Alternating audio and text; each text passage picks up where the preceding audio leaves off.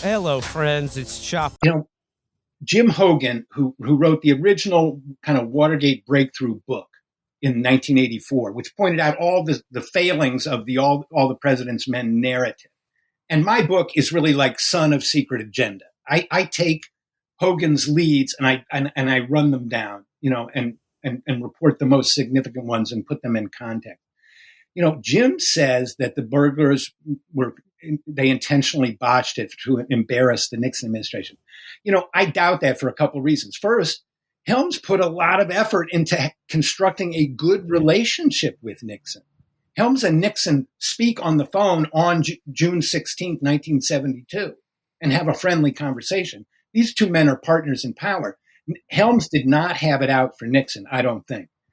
Did McCord blow it? Why did he put the tape on there? That's very suspicious. On the other hand, McCord got caught, and he did not fake the panic that he felt when he was arrested. He told his wife, go home and burn every piece of paper that says CIA on it. He was in a true panic. Hunt was in a true panic.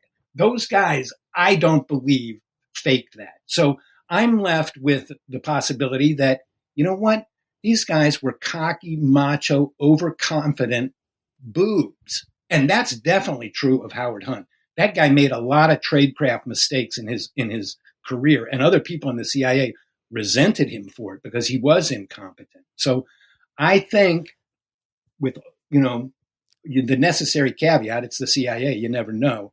I don't think the burglary was intentionally botched. Yeah, you kind of have the problem that you have with a lot of Cold War era CIA stuff where, it's already difficult enough to get into anyone's head, especially with something from 50, 60 years ago. But with these guys in particular, because there's such a weird mix of incompetence and then sometimes hyper-competence and then sometimes self-sabotage. Mm-hmm. You don't know whether you're getting the guys who oversaw the execution of Patrice Lumumba or the guys who tried to kill Castro with Acme products 50 times. And it's both. That one thing about the CIA and the politics of assassination, which I'll get into because that's the other big part of the Watergate story that didn't come out. They try anything. So, to me and you, but you know what? Some of these things worked and got people, promoted, all the way to the White House with a big, medal. And so, sometimes incompetence succeeded and then, it was repeated.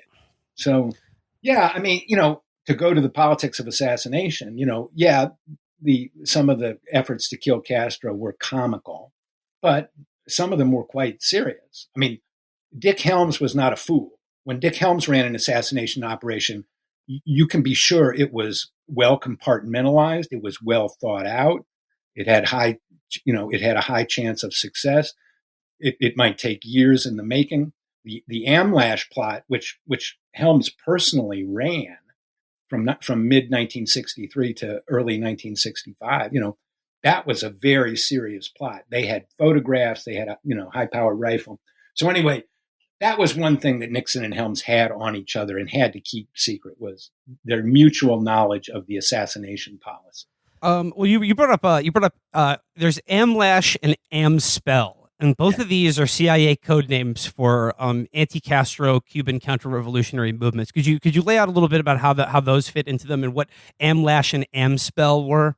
Yeah. So just by way of background, at that time, all Cuban operations were designated by a diagraph, a two-letter combination. So AM always referred to Cuba operations, and then the different operations would be identified by a noun that was put afterwards. So Amlash was a plot to assassinate Castro. Amspell was a CIA propaganda program. Amworld was an assassination operation. Amthug was the code name for Fidel Castro. So in 1963, and in the Kennedy years, the CIA decided that they wanted to assassinate Fidel Castro. And one of the leading figures in this was Howard Hunt. He was a top CIA guy who was sent to Havana in March 1960 to assess Castro's government, which had been in power for about a year at that point. And Hunt came back with a memo to Allen Dulles. And it was a 4-point plan of action. The first point of action was assassinate Fidel Castro. So Hunt was in on that from the ground level. And there were all told at least six different conspiracies. At least that's what the CIA's own internal investigation revealed later. And one of those was run entirely by Dick Helms. So this story of what was going on in the Kennedy years was of intense interest to Dick Nixon for this reason. Nixon thought that he was going to run for re-election in 1972 against Teddy Kennedy. John had been killed in 1963. Bobby Kennedy had run in 1968. He had been killed. Teddy was the heir apparent. The Democrats would rally around him, and that's who Nixon would be running against. So how do you deal with that? Well, you go and you smear JFK. You go for the guy's strongest point. What was Teddy's biggest selling point? He was JFK's brother. He was the heir to the martyred president. So they wanted to smear JFK, and they had two ways to smear him. Bay of Pigs, the failure of the Bay of Pigs operation, which was blamed on JFK, and the assassination of South Vietnamese President Diem in 1963. So when Nixon comes to office, he is immediately badgering the CIA for secret files on these two questions. And I think one of the key scenes in the book is when Nixon calls Helms on the carpet and demands, after 2 years of delays, demands the CIA's files on the Bay of Pigs. And Helms says, what's this about? Why do you need it? And Nixon's, beating around the bush. I need it for a negotiation. I need it because I get criticized. And Helms says, what are you talking about? And Nixon says, and you can hear him say it clearly on the tape, he says, the who shot John angle. And in the context of a demand for records about Cuba policy in the early 60s, the who shot John angle can only be a reference to JFK's assassination. And Nixon is saying to Helms, I don't believe the official story that you guys have put out. The question of who killed Kennedy was a very live issue that year. Jack Anderson had started reporting on the Castro plots in January of 1971. Jesse Curry, Dallas police chief, had come out with a book that year saying Kennedy was killed by a crossfire and a conspiracy. So, the JFK issue, as always, was a live issue in the press.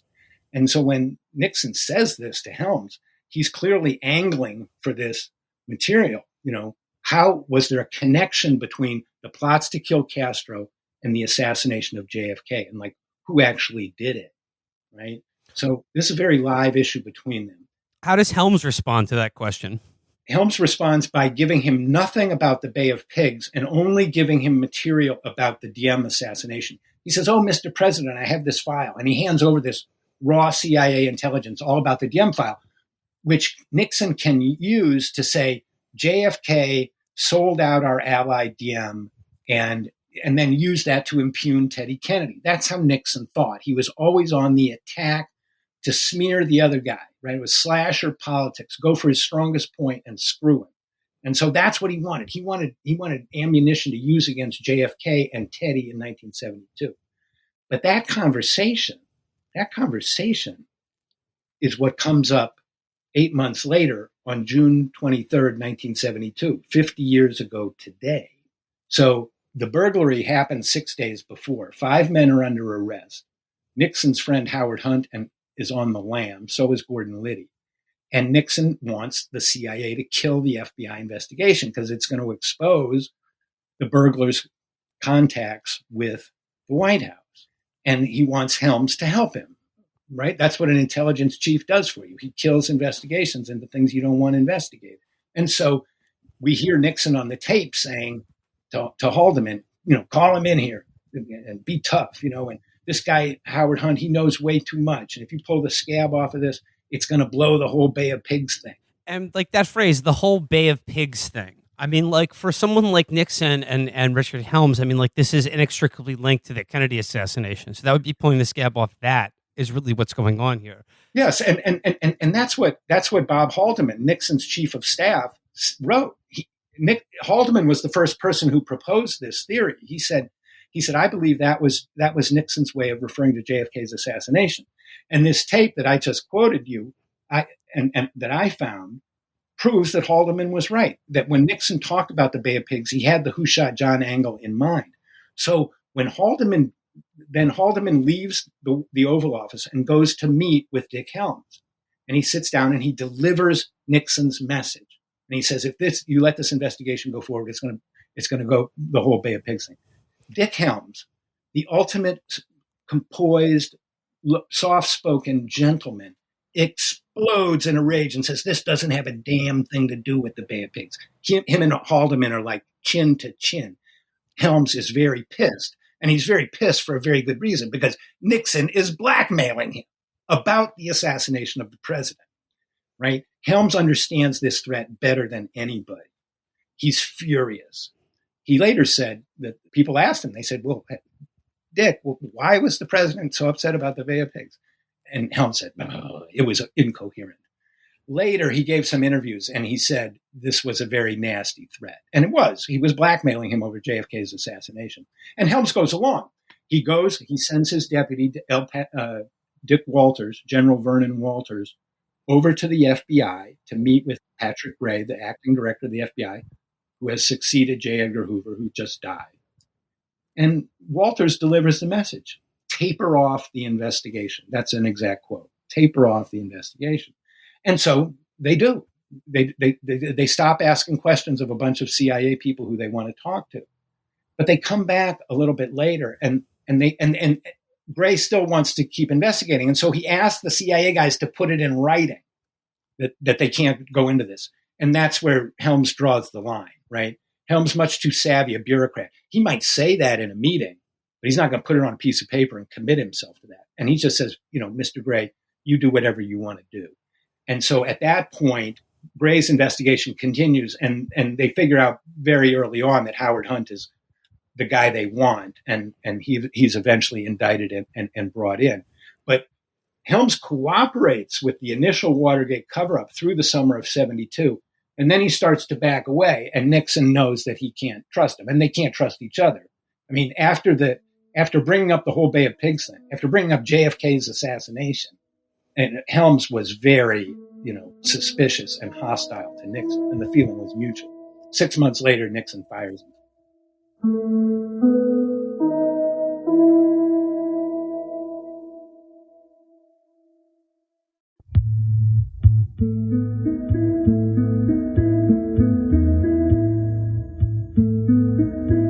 All right, I guess at this point, I just got to ask you straight out, and I understand that you're a journalist, you have to be very careful about these things, but what is your best read on the CIA's involvement with the Kennedy assassination?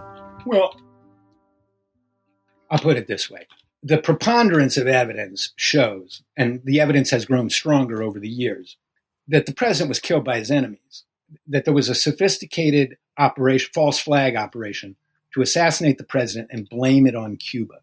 Now, CIA personnel, I believe, were involved in that. And if you wanted to talk about who are the likeliest suspects, we could do that. That doesn't mean it was a CIA operation. After all, right, an assassination is a kinetic attack, right? The CIA, they're covert operators. I mean, yes, they know how to kill people, but a kinetic attack is something else that you might assign to a military person because they're the people who know how to do kinetic attacks best. So I think that there was probably joint involvement of people, in the military and in the CIA as to whose plot it was. I think it was a high-level national security, patriotic conspiracy whose participants cannot be identified yet. Well, okay. Just let's zoom out for a little bit, because I want to talk about the title of the book, Scorpion's Dance, and it's about this sort of the world of intelligence that existed, and this was really kind of a spook heyday. This is in 1972.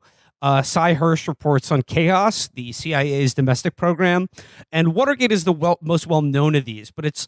I guess you sketch out it. It's one node in a much larger ecosystem of intelligence and politics that happened to be folded into a kind of partisan drama regarding the Republicans and the White House.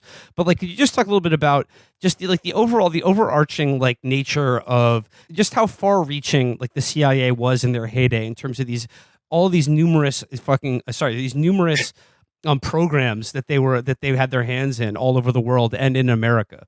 Well, you have to understand that the CIA was founded in 1947 amid these intense fears of the Soviet Union, that World War III might break out at any minute, and Harry Truman doesn't want to create the CIA.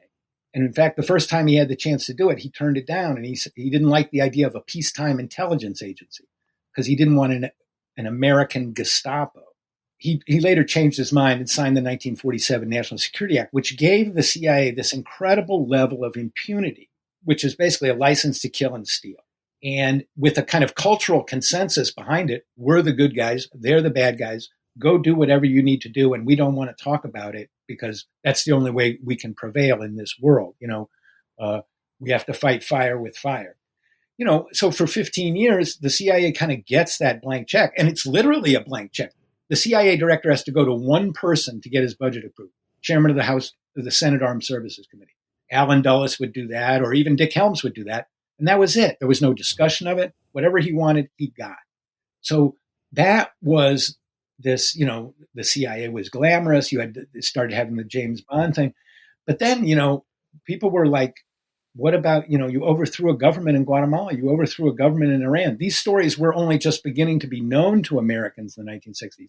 And then you have the colossal failure of the Bay of Pigs, which, Kennedy felt had been foisted on him by an agency, that it was their idea and they were just assuming he was going to go along with it. And Kennedy's furious. And he has Arthur Schlesinger write a big memo, let's reorganize the CIA. So the bloom is off for the CIA by the mid 1960s. And all of these things that they could just do, and Jim Angleton, the chief of counterintelligence, Nixon's friend, he was totally unknown and totally out of control. So he's in on the ground floor of the creation of the MK Ultra mind control experiments. And so is Helms in the early 1950s.